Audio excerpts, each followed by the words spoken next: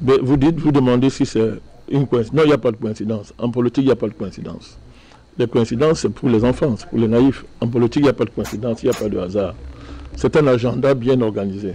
Non, je vais vous répondre. C'est pas l'anniversaire du patriarche président, 6 novembre. Est-ce que vous savez que dans l'ésotérisme ou bien dans les sciences de la sagesse, parlons comme ça, le jour de votre anniversaire, c'est un jour stratégique, vous le savez? Est-ce que vous savez que le jour de votre anniversaire, si vous n'en êtes pas conscient, ceux qui sont conscients de qui vous êtes peuvent agir contre vous en bien ou en mal? Est-ce que vous le savez? Un anniversaire, c'est un jour particulier pour vous. Et vos ennemis, comme vos amis, généralement, vous donnent des cadeaux. Et parmi ces cadeaux, il y a les cadeaux empoisonnés. C'est clair. Quand vous avez un anniversaire, c'est tout le monde qui vient là. Même vos ennemis viennent. Et souvent, vos ennemis même sont ceux qui ont l'apparence de vos vrais amis. Donc, on a fait un cadeau l'anniversaire au président. Et le cadeau, c'est même fait. Vous m'avez posé la question, non? Tout à fait. Maintenant, est-ce que vous avez de faire un cadeau au président, vous? Il va vous voir où? Il vous connaît même. Est-ce que vous êtes dans son cercle proche? Ni éloigné. Donc vous n'êtes pas en mesure de lui faire un cadeau. Qui sont ceux qui sont en mesure de faire un cadeau au président? C'est ceux qui ont accès à lui.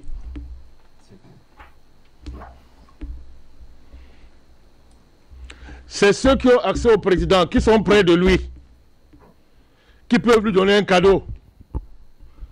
Et parmi les cadeaux qu'on lui a réservés, m'en fait.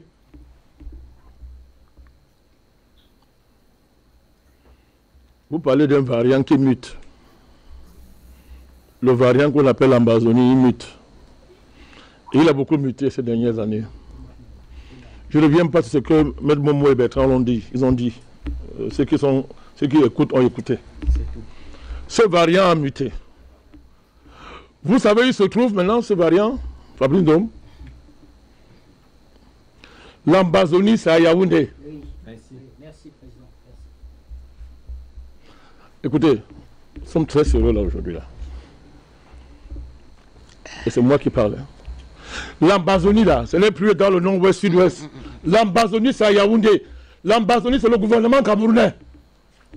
Vous prenez sur toi. Sur vous, je vous en prie. Est-ce qu'il parle avec votre bouche? Nous protégeons la télévision aussi.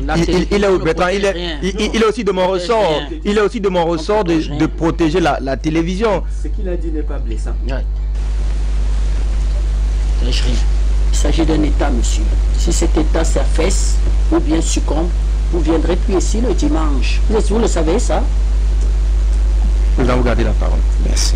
Vous dites que je expose cette sur ce plateau, alors que le LP s'avait abandonné le président, patriarche président. Tous ces présidents amis là ont abandonné le président patriarche. Nous avons livré notre parti ici contre les Amazonie risquant nos vies. Vous savez les menaces qu'on a eues ici? Tu vas dire que le président Biya est prêt à tuer les Ambazoniens au nom de la Constitution. C'était la peine de mort et une fatwa qu'on mettait sur votre tête. C'est les gens du MSC qui l'avaient fait ici. Il y a les preuves. Oui, c'est eux qui l'avaient fait. À partir de l'Allemagne. Oui. En 2018, mais c'était pas devant toi ici, en pleine campagne, plateau ici en direct, où les gens du MS me menaçaient de mort en direct. Oui. Médal, il ne l'a pas fait en direct ici sur votre plateau. Oui. Mais comme Dieu, il est où aujourd'hui? Chassé du parti. Il est encore vivant. Écoutez, nous avons défendu le Cameroun, c'est notre devoir, c'est notre rôle, on demande à personne pour le faire. Cette affaire de l'Ambazonie, nous suivons ça dès le début. Nous avons fait un lexique cette affaire, jour par jour. Au nom de quoi vous me refusez de constater la mutation de l'Ambazonie? Au nom de quoi? Je ne l'ai pas fait. Et pourquoi vous dites que vous voulez protéger? Je dis que l'Ambazonie, c'est le gouvernement de Yaoundé. Vous dites que c'est en train de mettre la télévision en danger.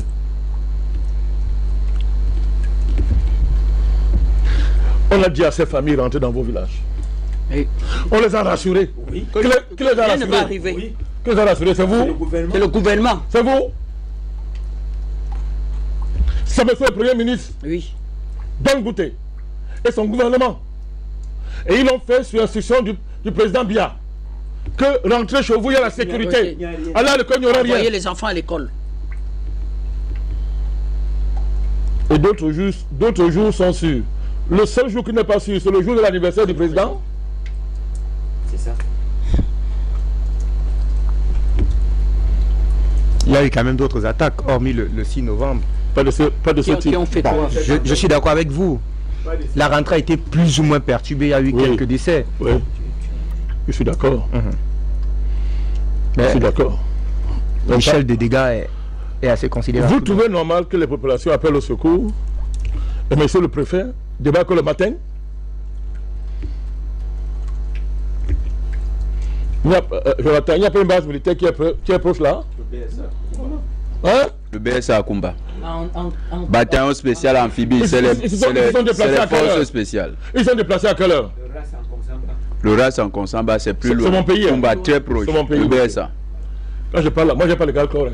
Quand il finit, il rentre chez moi, je suis pas gardien. Je dis ceci. Les gens ont appelé au secours. Ils viennent boucler. Maintenant, on boucle fait. On se boucle de qui?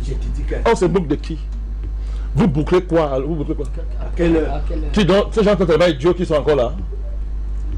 Bon, en tout cas, comme ça entre vous, peut-être vous savez là où ils sont. Oui. Là où vous les gardez. L'ambazonnier est désormais à Yaoundé. Nous sommes dirigés par des ambazonniers.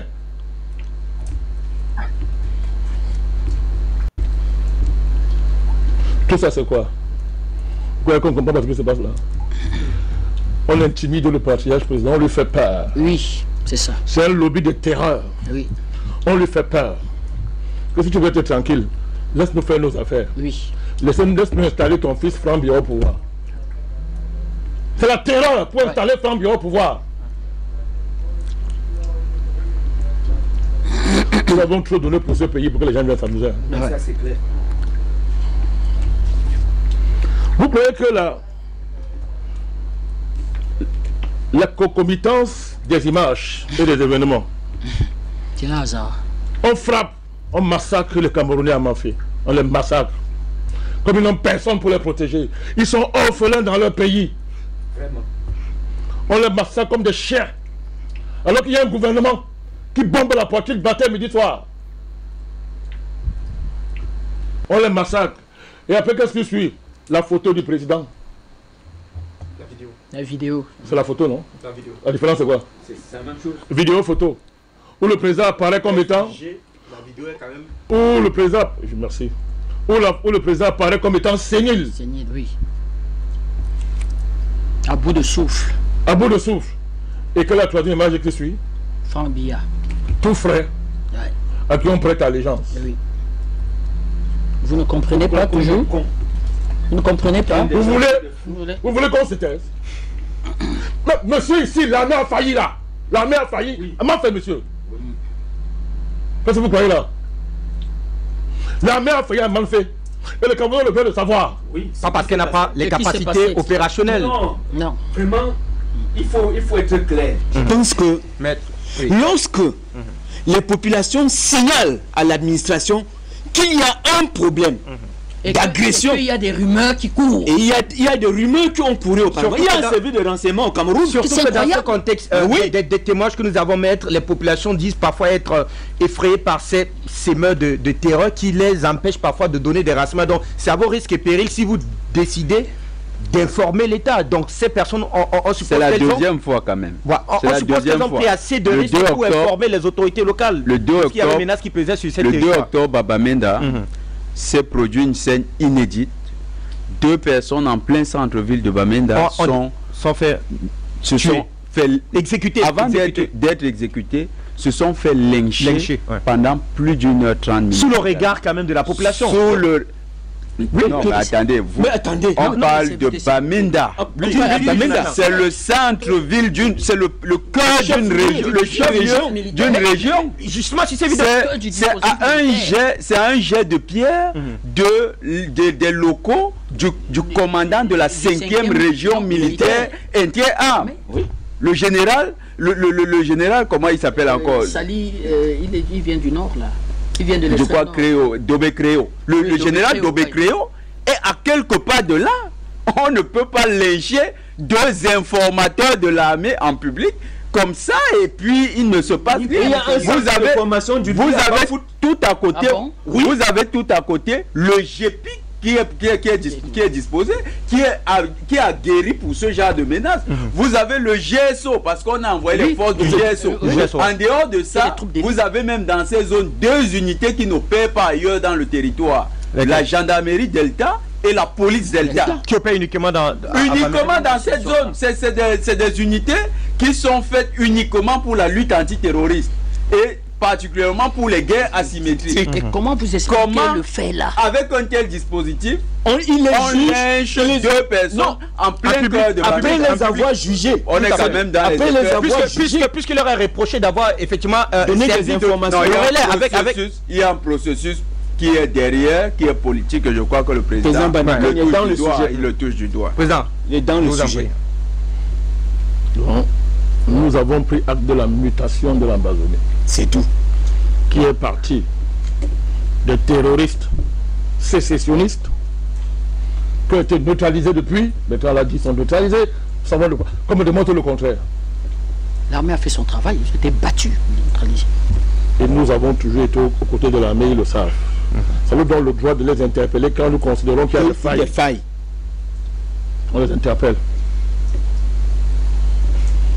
Alors, il y a la mutation du sécessionnisme. Nébuleuse au départ, Jonathan. Ouais. Mais quand elle mute, elle n'est plus une nébuleuse. Oui. Nous sommes en mesure aujourd'hui de dire que l'Ambazonie, c'est à Yaoundé. Oui. Et qu'il s'agit plus seulement de terroriser les populations du nord-ouest, sud-ouest. C'est les puissantes. Mais c'est de terroriser tous les Camerounais. Tout à fait. Les Camerounais sont soumis à une terreur extraordinaire. On les punit. On est en train de vous punir. On punit les Camerounais parce que ils refusent de se soulever contre le pays. De se soulever. Coupure d'électricité. On les punit. Parce que si vous vous soulevez, tout ce qu'on attend de vous, c'est que vous vous soulevez. Parce que vous n'avez pas l'organisation. Vous vous soulevez, c'est eux qui vont prendre le pouvoir. C'est eux qui vont prendre le pouvoir. Donc ils veulent plutôt que vous vous soulevez pour les aider à prendre le pouvoir. Comme vous ne vous soulevez pas, ils vous punissent. Ils rendent la vie impossible. Bertrand a dit que le pays est malade. Il est gentil. Les Camerounais sont comme les Palestiniens dans leur pays. C'est clair. Il y a un danger de palestinisation des Camerounais. Oui. Merci. C'est moi qui défends tous les jours ici les Palestiniens. Mais suivez mon regard. C'est tout. Je dis que les Camerounais sont en danger de palestinisation dans leur pays par leurs propres frères. Oui. Quels sont nos pouvoirs? On ne peut pas traiter un peuple comme ça quand même. Mais qu'est-ce que les Camerounais ont fait à ce gouvernement? Les Camerounais n'ont pas donné quoi? Leur énergie, leur chair, leur force. Les Camerounais ont tout donné à ces gens de Yaoundé. En retour, ils reçoivent quoi? L'insécurité, la mort. Rien. Les gens qui n'aiment pas la population, c'est quoi? C'est la malchance?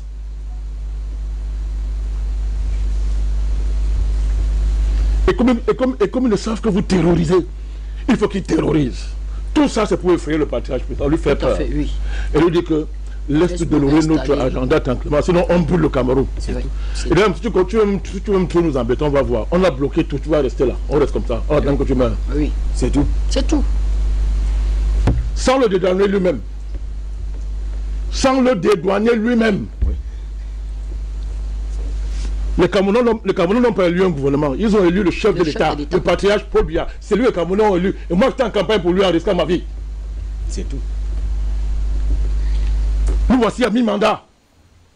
On a le droit de se poser la question. Qu'avons-vous fait de ce mandat?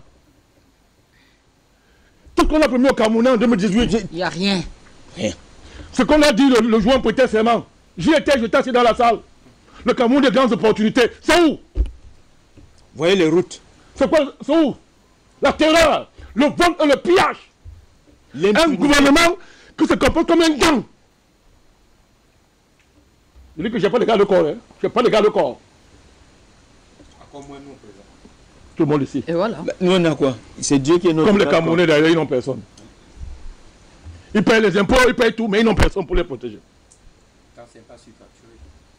Évidemment. Les Camerounais courent un risque de palestinisation. Et quand je le dis, les stratégies du UDPC comprennent les mots que j'emploie. Parce qu'ils l'ont utilisé eux-mêmes hier. Sous Charles Ndoumba, perd son âme. Tu connais Charles Ndoumba? Oui. Tu connais Charles Ndoumba? Oui. Ce n'est pas n'importe qui dans l'histoire de ce pays, Jonathan. Peut-être que tu étais plus jeune, mais tu le connais. Joseph Charles Ndoumba, il était secrétaire général du UDPC. Oui, tout à fait. La théorie de la palestinisation est sortie dans un contexte où, manipulant le géotribalisme, c'est leur travail. Oui. Il disait que tel ethnie, tel groupe ethnique va transformer d'autres Camerounais en Palestiniens dans leur pays. Eh bien, moi, je ressors cette théorie maintenant contre vous. Tu as une mémoire. Je ressors ça. Pendant que les Palestiniens crient à Gaza, nous on crie au Cameroun, ça ne va pas. Où est notre président? C'est ça. Où est notre président? On nous brandit Frambia. Regardez l'Assemblée nationale. Regardez, c'est quoi? C'est pire qu'un village. C'est moins qu'une chefferie villageoise. J'ai dit que le pays est divisé en chefferies. Ça fait honte. C'est en chefferie. Et vous avez parlé de la justice. Je ne vais même pas commenter ça. Je ne vais même pas en parler. Je vous dis que c'est l'état de droit. Oui, d'accord, c'est l'état de droit. Allez voir ce qu'il y a dedans. Enseignement supérieur. Oh, c'est la propriété privée de Femme Ndongo. L'enseignement supérieur, c'est dans sa poche, c'est dans sa chambre, c'est dans son lit. Oui. Il couche dessus comme il veut, matin, midi, soir. Oui. Mais il y a un problème, mon ami. Il y a un problème. Ça ne va pas. Et Manfé est le symbole emblématique de la terreur que subissent les Camerounais chez eux. Du fait qu'ils sont des orphelins, ils n'ont personne. Tout à fait. Alors qu'ils ont tout donné à leur État. Ils ont tout donné à ces gens. L'obéissance, le respect, la soumission, leur force, leur travail. Ils travaillent comme des dingues. Le président n'oublie pas le ministère des Finances qui est devenu le ministère de l'endettement public. Le ministère de quoi? Du surendettement public. Le ministère des Finances. Vous connaissez le ministre des Finances, non? C'est le plus intelligent du monde. Est-ce qu'il y a dans le monde qui est plus intelligent que le ministre Moutazine? Personne. Vous? Personne. Et alors, ne lui parlez pas d'économie. Il sait tout avec le FMI. Ils savent tout. Voilà. Ils savent tout. Toutes ces solutions, c'est les droits de tirage spéciaux. Ouais. C'est pas eux qui payent la dette. Au ministère du Commerce, c'est les importations. Attendez. C'était pas retenu, c'est l'urgence qui nous impose de parler de cela. Aucune solution. L'urgence, c'est le Cameroun. On est chez nous. Tout à fait. Des mises en place tactiques du coup d'État, tu demandes de ne pas parler. Non, on en parlait, ça fait le ministre ça dit. Nous respectons son âge et son expérience. Il n'est pas le seul d'ailleurs qui a de l'expérience et de l'âge. Mais il nous a menacé, nous a averti que il n'a pas fait l'apologie des coups d'État. Ah, très bien, n'est-ce pas? Tout à fait. Bon, monsieur le ministre, ça dit. Il y a un coup d'État qui se prépare. Vous êtes en train de faire le coup d'État. Vous voulez qu'on se taise? Voilà. Mais en fait, c'est quoi? C'est pas un coup d'État en plein jour? Mais comment? Ils n'utiliseront pas vos mêmes propos. Pour eux, c'est une forme d'agression terroriste. Considérée comme telle. Je suis d'accord. Sauf que moi, je désigne qui terrorise les Camerounais. Et c'est de ma fait. J'ai dit que c'est Yaoundé. Et ils sont en train de faire le coup d'État. Vous n'êtes pas. Est-ce que c'est non? Mais en plein jour comme ça, vous intimidez les Camerounais parce que vous voulez les imposer Frambia. C'est comme ça? En plein jour comme ça, le terroriste, tout ce qu'on fait, c'est pour nous imposer Frambia. À défaut de Frambia, c'est l'anglophone. D'abord, ils vous l'ont dit. Le Cameroun est un pays de droit, donc forcément. C'était quoi? C'est un pays de droit. Il n'a pas dit le contraire. Il n'a pas dit le contraire. Et donc, forcément, on suivra le. Mais est-ce que l'état de droit? Mais c'est justement parce qu'il y a un état de droit qu'on vit tout ce qu'on vit là. Autrement dit. Je n'ai pas dit qu'il n'est pas l'état. Je dis que c'est parce qu'il y a l'état de droit qu'on vit tout ce qu'on vit là, justement. Je crois qu'on se comprend. Vous ne me ferez pas dire que ce n'est pas un état de droit. Du tout. Je suis constant et cohérent. Mais je dis que c'est parce que justement c'est un état de droit qu'on vit tout ce qu'on vit là, monsieur Fablindom. Il y a deux discours en vous. Vous voulez pas suivre ça? Ouvrez vos yeux. C'est un coup d'état à deux têtes. C'est un coup d'état qui a deux aboutissements. C'est devant vous. Un, soit c'est Frambia, pour que vous aurez la paix et la misère des misères, et l'esclavage chez vous, soit c'est un anglophone pour arrêter le bain de ça dans le nord. Ils vous le disent maintenant en plein jour. le sait, ça se dit. Mais moi je pose une question, maître. Oui, je m'attends à ce genre-là. On va accepter ça? Non. À qui? Il faut se taire? Non. Pour parler où? Non. Il y a dans la vie souvent, il y a des raisons, il y a des causes qui valent la mort. Il y a des causes qui valent la mort. Vous mourrez tranquillement. Vous avez gagné votre vie. Ouais. Le Cameroun ne mérite pas ça. Le pays de Oumnobé, de Wandje, de Moumié, et de tous les grands héros qui nous ont précédés avant, les Maté Samba, tous ces chefs, ces grands chefs du Nord, en passant par le Sud-Ouest, tous les grands chefs là, les Likendje, tous ces gens-là que nous connaissons, les héros du Sud-Ouest, ces chefs qui luttaient contre les Allemands, au Nord, partout. C'est pas pour ça qu'ils ont versé leur sang, Fabien. C'est tout. On va pas laisser le pays dans les mains des gens comme ça. D'accord, président. Alors moi je termine, puisque vous voulez que je termine. Le président dans son discours à la jeunesse 11 février 2023, maître, je te parle, c'est moi. Oui. Nous étions tous en deuil. Oui. À cause de ce qui est arrivé à Martinez-Zogo. Oui. 22 janvier 2023. Oui. Du haut de sa sagesse, il n'en a pas fait allusion. On sait pourquoi. C'est en justice dont on ne parle pas. C'est le président. Il a dit à la jeunesse camerounaise, ne désespérez jamais de votre pays. Oui. Moi j'écoute le président, je suis ses discours. Oui. C'est notre père, non? Oui. Quand il parle, on doit l'écouter. Ne désespérez jamais de votre pays. Et moi je compte sur vous. Vous pouvez compter sur moi. Sur moi. Il l'a dit. Maître, il l'a dit. Mot par mot, n'est-ce pas? Oui. Mais monsieur le président, la jeunesse veut savoir où est son président. C'est ça. La jeunesse veut savoir où est le président. Surtout que dans cette affaire Martinez, à laquelle tu fais allusion, président, jusqu'aujourd'hui, c'est un imbroglio total. L'affaire suit son cours. On ne comprend pas pourquoi le DGRE est toujours retenu. Non, avec l'évolution de la situation qui semble lui-même déjà l'élargir. On ne comprend pas ce qui se passe. Mais écoutez, je vous dis, pourquoi neutraliser le DGRE? Qu'est-ce qui se passe derrière? C'est un état de droit, il y a une instruction. C'est l'état de droit. C'est l'état de droit. Non, je pose juste quelques questions. Je ne veux pas. À partir du discours du président le 11 février, ne désespérez pas de votre état. Pays très bien. Oui. Alors nous disons, monsieur le président patriarche, comment on fait pour ne pas désespérer d'un tel pays? C'est ça. Tous ces gens, c'est vous qui les nommez, monsieur le président. C'est vous qui les nommez. C'est vous le président. Vous serez comptable d'une manière ou d'une autre. C'est pas un débat. Bien sûr. Vous êtes, la jeunesse dit, ben, dis donc, mais soit on nous a menti, soit on nous a menti, soit il y a un problème. Il y a quelque chose qui ne tient pas. Qui ne va pas. Les grandes opportunités là, c'était Franck Biya? Non. Non, moi je veux savoir. Oui, oui. Les grandes opportunités promises en 2018, c'était Franck Biya? Non, il faut qu'on nous le dise clairement. Oui. Parce que nous, on est des naïfs. Nous, on a cru au discours du président, il a dit que le Cameroun n'est pas une monarchie. Oui.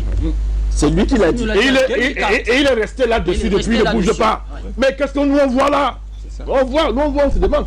C'était donc ça les grandes opportunités. Dans les grandes opportunités, le Cameroun, c'est Franck Biya. On n'en sait pas. Et de cette manière-là, en plein jour comme ça, le Cameroun, c'est... Continuez à bien avec le Je suis ton président, je vous en prie. L'assistance technique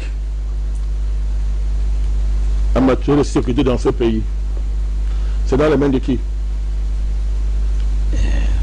Il y a Israël, il y a les Français. Ils sont les Israéliens. Les Israéliens particulièrement. C'est moi les Français là. Ce sont les Israéliens. On attend.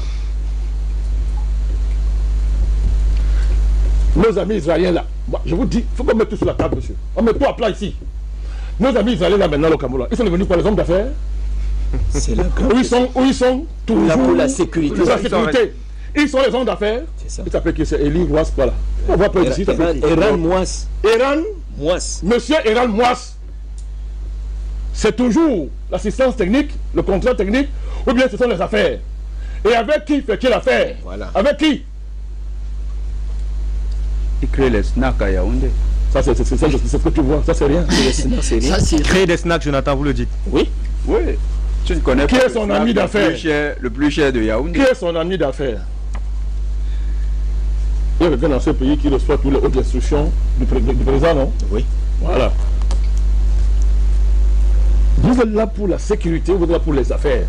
À partir du moment où on mélange sécurité et affaires présidentielle en plus et l'affairisme, c'est compliqué. Vous êtes surpris qu'on voit ce qu'on va m'en faire? C'est compliqué. C'est comme si les Rothschild circulent dans cette zone-là. Je dis, vous êtes surpris qu'on voit ce qu'on va m'en faire? C'est compliqué.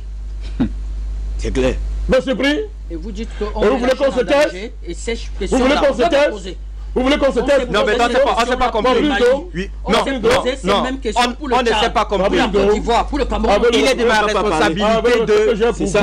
Oui. J'ai l'impression qu'on vous envoie de nous museler. Non, loin de là, président. J'ai l'impression. Il est de ma responsabilité de protéger la télévision parce que quand il y a des conséquences, voilà, c'est la télévision également qui en fait les frais. Et donc, non, Bertrand, tout ce que j'ai fait, j'ai demandé au président de, comme il aime bien le faire, d'être responsable. C'est à propos que la chaîne ne s'engage pas. Que je peux exposer cette télévision? Mais comment? C'est notre chouchou. On peut exposer cette télévision? Mais qu'est-ce que vous voulez de l'autre dire? C'est moi qui parle, non? C'est pas film médiatique, c'est vous qui parlez. Du tout, c'est vous, président. C'est moi qui parle. Tout à fait. Voilà, donc le CNC est en train de voir que c'est moi qui parle. Et je sais. Qu'est-ce qu'il va aller harceler le CNC pour vous intimider? Non, on a vu pire, Fabrice Ndom. Nous avons vaincu le CNC depuis. Nous l'avons vaincu.